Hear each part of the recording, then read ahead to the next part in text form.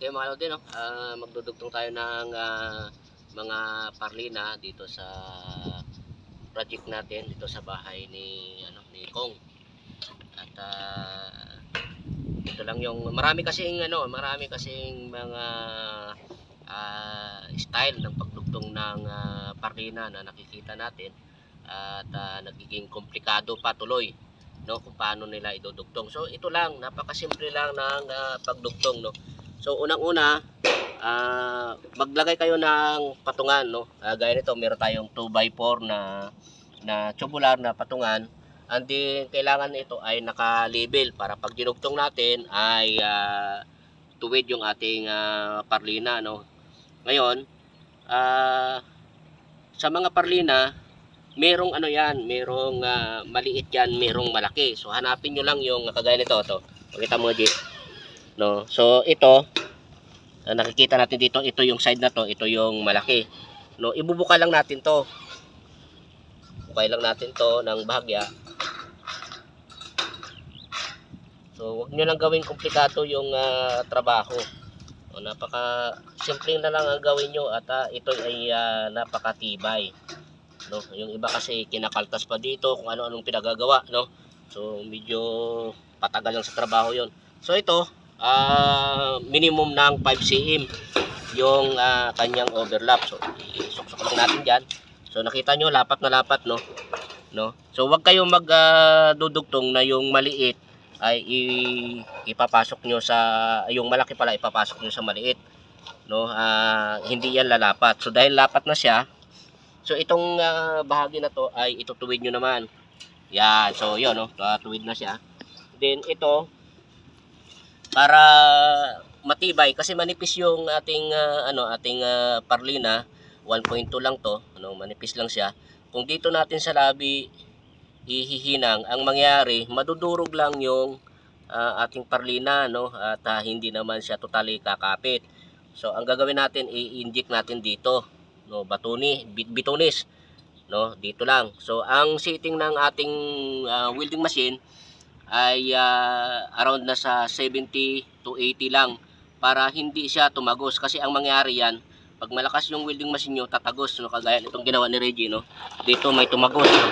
Ayan, itong portion na yan tumagos, no, dahil malakas yung kanyang welding machine. So pag tumagos, ang mangyayari, kakapit siya dito. So sisinsilin nyo ngayon.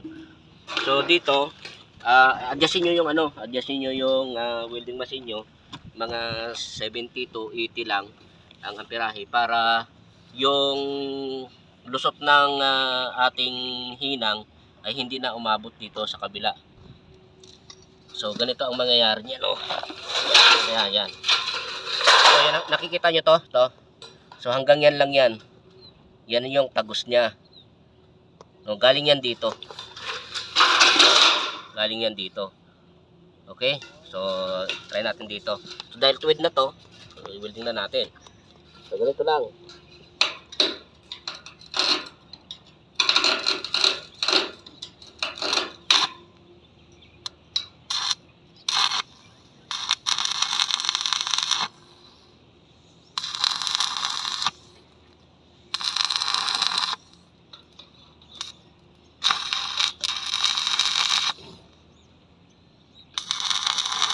So mararamdaman nyo naman yan kung lumusot ba sa kabilang parlina yung ating ginagawa. Kasi kung hindi naman lulusot, wala din pinta. So din to, ihinang na natin to.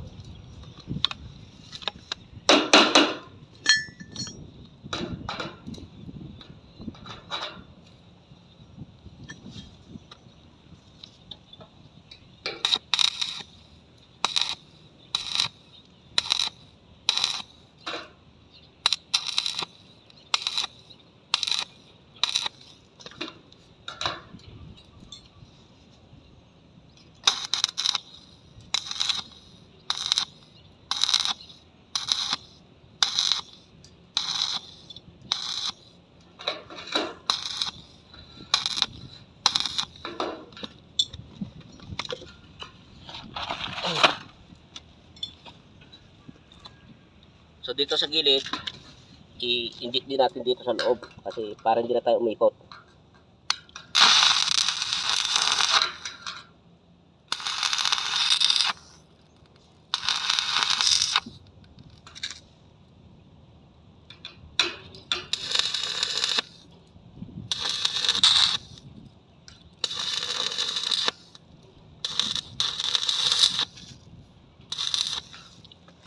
Baliktarin na natin. So ito yung sinasabi ko, no. So kung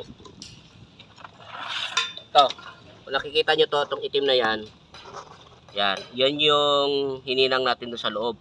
Pag nakakita kayo ng ganito, ay ito naka welding na tong dalawa na to, nakadikit na yan. So napapansin nyo, hindi siya tumagos dito sa ginagawa natin dahil yung amperahe natin ay tama lang yung timpla, saka yung pagbabad natin ng hinang ay tama lang.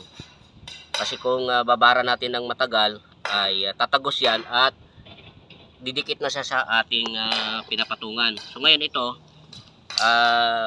dodoble natin dito sa ibang area naman, kahit na 4 lang to o 6.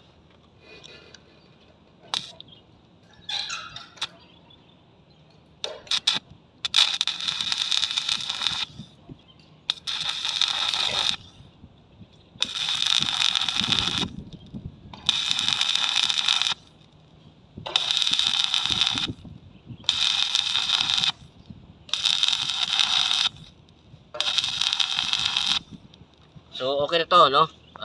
Ito yung pamamaraan ng paghinang ng tugtong ng parlina na napakatibay. So para makita nyo ito. Ayan nakabitbit na doon siya sa dulo, hindi siya nababali. Usually ito pagka pagka mahina ang dugtong nito, yung tinugtungan na to ay nababali. No, ayan Kahit ito yung pangyugyug yan.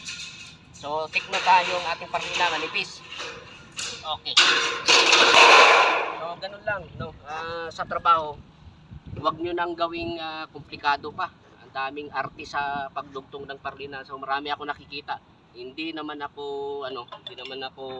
against sa diskarte nila. Diskarte nila yon.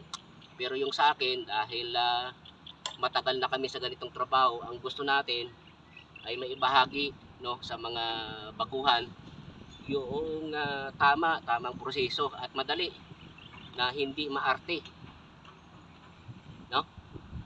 Ano G? Yung kay Reggie, yan, binawasan niya na yung kanyang amperahe para hindi na siya nagsisinsil. So nakikita nyo ito. Yan yan yung mga sunog na yan, hindi yan nakadikit yung ating winilding dyan. So burahin natin, yun lang Diba? So tamang timpla ng amperahe ng welding, tamang pag-welding, at ayun na. So hindi na natin kailangan kaltasin yan, hindi na natin kailangan kung ano-ano pang gawin. So i-overlap nyo lang. At pagka manipis ay huwag kayo nagtututok, no? Lalo't 2x4 lang ito, huwag nyong itututok dahil mababali yan. Ang magiging problema niyan pagka nasa taas na, doon mabali, no, problema na. So pinaka-safe at pinaka-matibay ay ganito pamamaraan. So nakita nyo naman, no, hindi tayo nag-welding dito. Wala tayong hininang dito sa labi. So dito lahat. Kasi ang iniwasan natin dito, pag hininang natin dito, dahil manipis, madudurog lang. Unless gagamit kayo ng filler. So lalagyan nyo to ng filler para hindi mabutas. Okay. Sana sa ating munting video ay meron kayong nakuhang ideya. At subscribe na lang mga Lodino. At paki-like and share na lang. Alright.